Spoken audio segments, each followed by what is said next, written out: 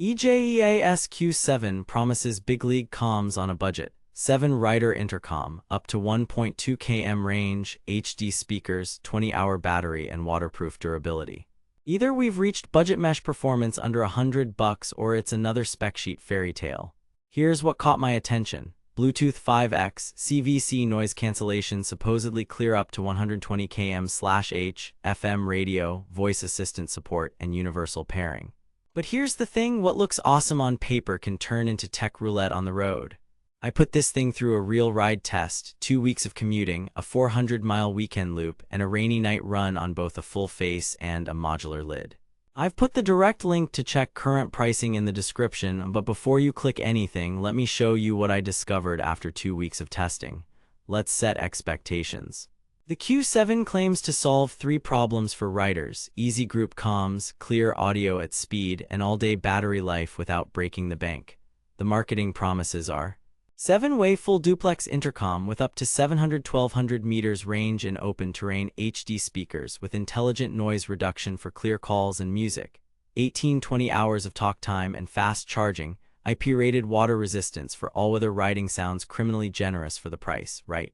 But here's where things get interesting. Reality check. They claim 7-rider kilometer class range. What you actually get is reliable peer-to-peer up to about 300-500 meters line of sight. Once you drop into hills, buildings, or heavy traffic, expect 150-250 meters before the audio starts to warble. Here's why. This is classic Bluetooth chain networking, not mesh. If Rider 3 drops out, Riders 4-7 can get cut off until the chain repairs. It's not switching, it's expensive confusion when the group spreads out. They claim clear comms at highway speeds. What you actually get is genuinely decent clarity up to around 60-70 mph on a quiet helmet with a well-placed boom mic. Beyond that, wind noise starts to creep in and callers hear your voice thinning out. The noise reduction helps, but it can't magically erase turbulent airflow. Picture this, at 80 mph behind a short screen, you're riding the volume at max and it's okay for voice, but music loses bass and gets sharp. They claim 18-20 hours of talk time. What you actually get depends on usage. In my tests, full-time intercom with 2 riders plus occasional music netted 12-14 hours before the low battery chirp. Music only stretches longer, standby is days. That's still solid for the class, but the 20-hour number is a best-case lab stat. They claim IP-level waterproofing. In real rain, the Q7 stayed alive and buttons worked, but dunking or pressure washing the helmet is a no-go. The charge port cover is tiny. If you don't seat it perfectly, a downpour will test your luck. They claim seamless multi-point and universal pairing. Reality, it pairs easily with a phone and another Q7, but multi-point priorities can be finicky. GPS prompts will often stomp on music, then the music may not resume. And mixing different brands works, but you can lose volume and gain latency.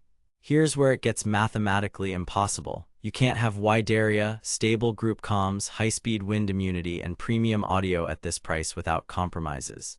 The plot twist is that for 2 to 4 riders who stick close, it's better than expected. But once you push range, speed, and group size at the same time, the limits show fast. Sound quality.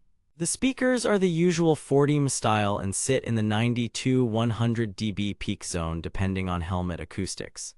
Voices are clear, bass is there but polite, and the highs can get sharp at max volume. Compared to something like the Cardo Spirit HD, the Q7 is a notch softer in low-end punch but totally fine for podcasts, and nav prompts up to 70 mph. Here's what nobody tells you. Speaker placement is 80% of your result. Spend 5 minutes aligning dead center over your ear and you'll gain a surprising amount of clarity and volume. Battery life.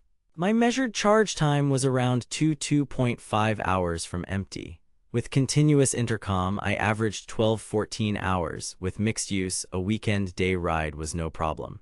Cold weather knocks 10-15% off. What the marketing doesn't mention, if your group reconnects constantly, the radio stays busy and battery drops faster. Build quality. The clamp and sticky mount are secure, the boom and wired mic options cover most helmets, and the buttons are glove-friendly, though the long press combos take practice. Water resistance was legit in steady rain. Red flag. Some buyers report older stock with micro USB, while newer batches use USB-C. Check the listing photos and Q&A so you know which one you're getting. connectivity and grouping. Initial pairing for 2 is fast. Getting a group of 4 linked took me about 8–10 minutes the first time. Once set, it reconnects automatically, but if the middle rider drops, expect a momentary silence while the chain rebuilds. FM radio works but is weak in fringe areas. Don't buy this for FM. Voice assistant triggers work at a stop, less so at speed. Also, I dug deeper into reviews across multiple investigation sites. Ratings look strong at a glance, but there are clusters of generic 5-star praise. Mixed long-form reviews align with my results. Great for pairs, okay for small groups, not for long-range staggered packs. Verdict: buy with caution. If you ride mostly in pairs or small, tight groups, top out around 70 mph and want a budget-friendly way to talk, listen to nav, and catch a playlist, the Q7 delivers solid value. If you want true group resilience, cleaner audio at 80+ mph, or plug-and-play simplicity with mixed brands, save your money for a mesh system. In the price context, it usually sits around the $70–90 mark, competing with Lexan B4 FM and FODsports units. Spend more for Cardo or Sena if you need premium audio and mesh reliability. Worth it if your use case is realistic. Skip it if you're expecting miracle mesh on a Bluetooth budget. Stay savage out there. Thanks for riding along with this deep dive. If this review saved you from wasting money or helped you find something actually worth buying, I've put the link to check current pricing and read more reviews in the description. And hey, if you do decide to buy through my link, it helps fund these investigations without costing you extra. Got questions about your specific helmet or group setup? Drop them below. Next up, I'm pitting 3 sub-$100 intercoms head-to-head to crown the best budget pick. Ride smart, gear up, and I'll see you in the next one.